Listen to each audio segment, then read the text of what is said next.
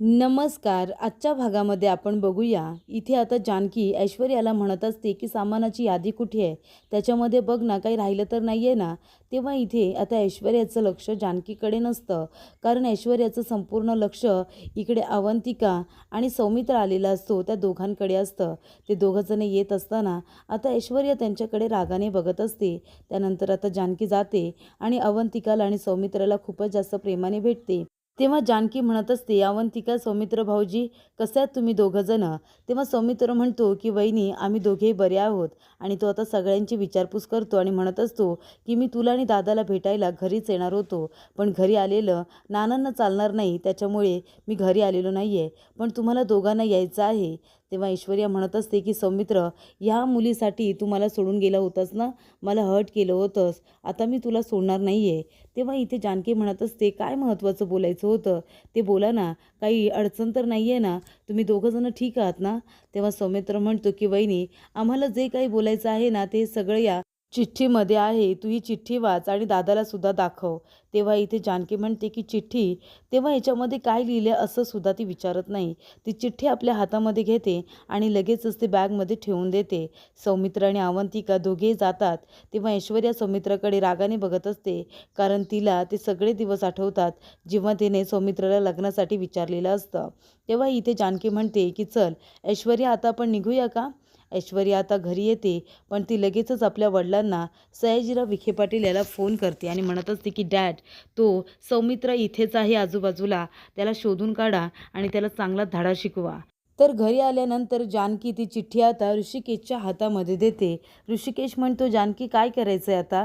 तेव्हा जानकी म्हणते, की "मला असं वाटतं आपण गेलं पाहिजे. जे काही झालं ते सगळं विसरून त्यांना आपल्याशी काही महत्त्वाचं बोलायचं असेल तर." तर इकडे ऐश्वर्या आता सगळ्या वस्तू इकडे-तिकडे फेकत असते. ते म्हणते, की "मी कसं काय विसरू सौमित्र तुला? मी कसं काय विसरू?" तेव्हा इथे ऐश्वर्या म्हणालेली असते, की "मला तुझ्याबरोबर लग्न करायचं आहे." तेव्हा सौमित्र म्हणतो, की "तुझ्याशिवाय माझ्या आयुष्यामध्ये दुसरी कुठलीही मुलगी येणार नाही." तेव्हा इथे ऐश्वर्या म्हणत असते, "तू मला वचन दिलं होतंस ना लग्नाचं, मग कसं काय तू मला सोडून त्या मुलीकडे गेलास? आता मी तुला सोडणार नाही आहे. मी पण बघते ना, तू कसं काय लग्न करतोस ते तिच्याजवळ." त्यानंतर इथे आता ऐश्वर्याला आठवतं, सौमित्र म्हणालेला असतो, की "वहिनी, ही चिठ्ठी तू एकट्यात वाच. कुणासमोरही वाचू नकोस." तेव्हा ऐश्वर्या म्हणते, की "वहिनीला चिठ्ठी दिली ना आणि एकट्यातसुद्धा वाचायला सांगितली आहे. म्हणजे आता वहिनी पण काय लगेच एकट्यात वाचणार आणि कुठेतरी ठेवून देणार. पण मी पण ऐश्वर्या, ऐश्वर्या, ती चिठ्ठी जिथे कुठे ठेवली असेल ना, ती मी शोधून काढेनच आणि त्याच्यामध्ये काय लिहिलं ना, हे सुद्धा मी बघेन." तेव्हा इथे आता गोड-गोड बोलून जानकीकडून हे सगळं कसं काय काढून घ्यायचं, याचा प्लॅन आता ऐश्वर्या करत असते. तेवढ्यातच ते जानकी आपल्या रूममध्ये काम करत असताना ऐश्वर्या येते आणि दारामध्ये येऊन उभी राहिलेली असते. ती म्हणत असते, की "आता हिला कसं काय विचारू?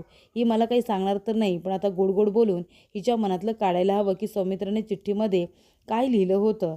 तेव्हा जानकीचं लक्ष जातं आणि जान्हवी म्हणते, की "ऐश्वर्या, अगं तिथेच का उभी आहेस? आतमध्ये ये ना. ये इथे बस. काय बोलायचं होतं का तुला माझ्याबरोबर?" तेव्हा ऐश्वर्या म्हणत असते, "हो, आता तुमच्याशिवाय मला दुसरं बोलायला तरी कोण आहे ना? माझ्या मनामध्ये जे काही असेल ते मी तुम्हालाच सांगेन." तेव्हा जानकी म्हणत असते, की "ऐश्वर्या, तुझ्या मनात जे काही चाललंय ना, ते मला सगळं काही कळतंय. आज सौमित्र भाऊजी आणि अवंतिकाला एकत्र बघून तुला खूप त्रास झाला असेल, हर्ट झाले असशील. मी सगळं काही मान्य करते. पण आता तुझा रस्ता आणि सौमित्र भाऊजींचा रस्ता वेगवेगळा आहे आणि तसं म्हणजे तुझं सारंग भाऊजींबरोबर लग्न झालं आहे, त्याच्यामुळे तुला सगळा फोकस तुझ्या नवऱ्यावरती करायचा आहे." तेव्हा ऐश्वर्या म्हणते, "नाही वहिनी, तुम्ही बरोबर बोलताय. म्हणजे सौमित्रला आणि त्या अवंतिकाला एकत्र बघून मी हर्ट झाले होते. मला वाईटसुद्धा वाटलं होतं, पण आता काय फायदा ना. आता मला सगळं लक्ष माझ्या संसाराकडे द्यायचं आहे, सारंगकडे द्यायचं आहे." आणि ऐश्वर्या म्हणत असते, "पण वहिनी, तुम्ही गैरसमज करून घेऊ नका, तरीसुद्धा मी विचारते. म्हणजे बघा, मला कळतंय सगळं आता आणि मी सारंगबरोबर संसाराला सुरुवातसुद्धा केली आहे. पण ह्या सौमित्रचं काय चाललंय? ते दोघंजण अजून लग्न केलेलं नाही आहे का? सौमित्रने तुमच्याकडे एक चिठ्ठी दिली होती. त्यांनी त्या चिठ्ठीमध्ये काय लिहिलं होतं वहिनी?" तेव्हा जानकी म्हणत असते, की "ऐश्वर्या, माझ्याकडून काढून घ्यायला आली आहेस ना, की सौमित्र भाऊजींनी त्या चिठ्ठीमध्ये काय लिहिलं होतं? मी सांगते ना तुला, तू सुद्धा आमची आता फॅमिली मेंबर आहेस आणि तुला सुद्धा माहिती हवं आहे. त्यांनी आम्हाला भेटायला बोलवले, मला आणि ऋषिकेशला, आणि आम्ही दोघंजणं त्यांना भेटायला सुद्धा जाणारच आहोत. कारण शेवटीला जे काही झालं ते विसरून पुढे तर जायला हवंय ना, नाती तर जपायला हवीच. तेव्हा ऐश्वर्या म्हणते, नानांना आवडणार नाही ही जानकी भेटायला गेलेली. जानकी आणि ऋषिकेश दोघंजणं भेटायला जाणार आहेत ना, बघा कसा धडा शिकवते ते. तर इकडे आता जानकी आपल्या मनामध्ये म्हणत असते की ऐश्वर्या काय करेल काही सांगता येत नाही, मलाच आता जपून राहायला हवं. त्यानंतरही ती अवंतिका आणि सौमित्र दोघेही आता जानकी आणि ऋषिकेशची वाट बघत असतात. तेव्हा इथे अवंतिका म्हणत असते, सौमी तुझे दादा वहिनी येतील ना रे, तू काळजी करू नको, ते दोघंजणं नक्की येतील. वहिनी आहेत ना, त्या दादांना सुद्धा घेऊन इथे येतील. तेव्हा इथे ऋषिकेश म्हणत असतो की जानकी याने इथे आपल्याला कशाला बोलवलं आता भेटायला. सौमित्र अरे मागच्या वेळेला काय झालं होतं माहिती आहे ना तुला, तुझ्या जीवाला धोका होता तेव्हा सुद्धा आणि आता सुद्धा, मग तू आता इथे का आलायस भेटायला. तेव्हा सौमित्र म्हणतो, मग मी काय करू दादा, मला तुम्हाला भेटायचं होतं, महत्त्वाचं बोलायचं होतं. तेव्हा इकडे आता ऋषिकेश थोडासा नाराज असतो. त्यामुळे सौमित्र म्हणत असतो की दादा मी जे काही केलं ते चुकीचं होतं मला माहिती आहे, पण मी काय करू, कधी कधी भावना आणि परिस्थिती या सगळ्यामध्ये आपण एवढे अडकून जातो ना की कुणाला तरी थोडंफार खरचटतंच. तेव्हा ऋषिकेश म्हणत असतो, पण सौमित्र तू जे काही केलंस ते चुकीचं तर होतंच ना. तेव्हा अवंतिकाही त्याने म्हणते की दादा मी तुमच्यासमोर हात जोडते, या सगळ्यामध्ये सौमित्राची एकट्याची चुकी नाही आहे, तर मी सुद्धा तेवढीच चुकीची आहे, तुम्ही प्लीज त्याला ओरडू नका.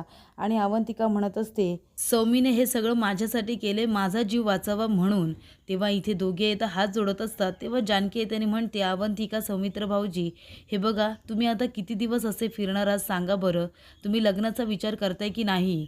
तेव्हा सौमित्र म्हणतो, सांगितलं होतं ना अवंतिका तुला, माझी वहिनी एकदम मनकवडी आहे ते.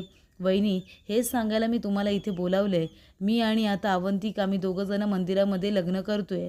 तेव्हा तिच्याकडून तिचे बाबा आणि 2 फ्रेंड येणार आहेत आणि माझ्याकडून तुम्ही दोघांनी यावं अशी माझी इच्छा आहे. दादा हे बघ, मी तुझ्यासमोर हात जोडतो, जे काही झालं ते विसरून प्लीज मला तू माफ कर.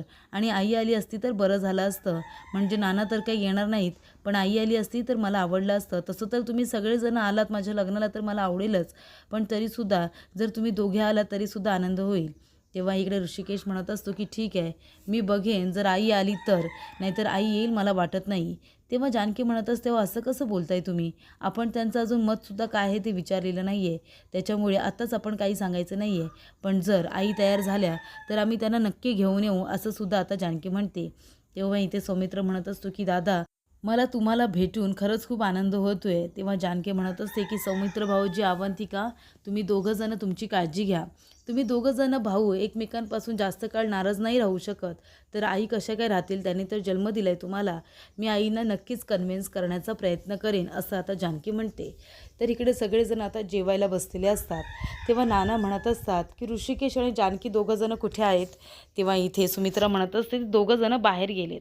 तेव्हा आजी म्हणत असतात की या घराचे नियम तुटायला लागलेत, मनाला येतं तेव्हा बाहेर पडतात. तर इथे ऐश्वर्या आता म्हणत असते, आता हे घर माझं सुद्धा आहे ना, मला सुद्धा आता थोडी जबाबदारी घ्यायला पाहिजे, मी तुम्हाला जेवण वाढते. तेव्हा ऐश्वर्या आता जेवण वाढत असताना नाटके करत असते. ती मुद्दामून हात वथरण्याचं नाटक करते आणि बाऊलमध्ये वरण न देता ताटामध्येच वाढते. तेव्हा इथे नाना म्हणत असतात, काय झालंय काय तुला, काय पेय वगैरे घेतलेस की काय, तू काही करू शकते. तेव्हा सुमित्रा म्हणत असते, अहो तुम्ही काय बोलताय, हे काय झालं ऐश्वर्या, तुला बरं वाटत नाही आहे का, डॉक्टरांना बोलू का. तेव्हा ऐश्वर्या म्हणते, मला कसं तरी वाटतंय त्याच्यावरती डॉक्टर काहीच करू शकत नाही, म्हणजे मी कसं सांगू तुम्हाला कळत नाही आहे. जानकी वहिनीने सांगितले घरात कोणाला काही सांगू नको. जानकी वहिनी आणि ऋषिकेश भाऊजी दोघंजणं सौमित्राला भेटायला गेले. तेव्हा नानांना खूप राग येतो. नाना म्हणतात की सुमित्रा तुला या सगळ्याबद्दल काही माहिती आहे का. तेव्हा सुमित्रा म्हणते, नाही हो मला काहीच माहिती नाही आहे. तेव्हा नाना म्हणतात, मग ते दोघंजणं सौमित्राला भेटायला का गेलेत. तेव्हा इथे ऋषिकेश होतो नाही म्हणतो, नाना मी सांगतो ना. तर पुढील भागामध्ये आपण बघूया. इथे नाना आता ऋषिकेशला म्हणत असतात की तू सौमित्राला भेटायला का गेलास. तेव्हा ऋषिकेश म्हणत असतो की नाना आपला सौमित्र लग्न करतोय आणि त्याने आपल्या सगळ्यांना लग्नासाठी बोलावलंय. तेव्हा नाना म्हणतात, त्याच्या लग्नाला एकाने सुद्धा जायचं नाही, नाहीतर माझ्यापेक्षा वाईट कुणीच नसेल. तर ऐश्वर्या आता सौमित्रला आणि अवंतिकाला भेटायला येते आणि म्हणत असते, काय रे मला लग्नाचं वचन देऊन आता तू हिच्याबरोबर लग्न करणार आहेस का, मी पण बघते ना तुम्ही दोघंजणं कसं लग्न करताय ते. तेव्हा अवंतिका आता खूपच जास्त ऐश्वर्याला घाबरते.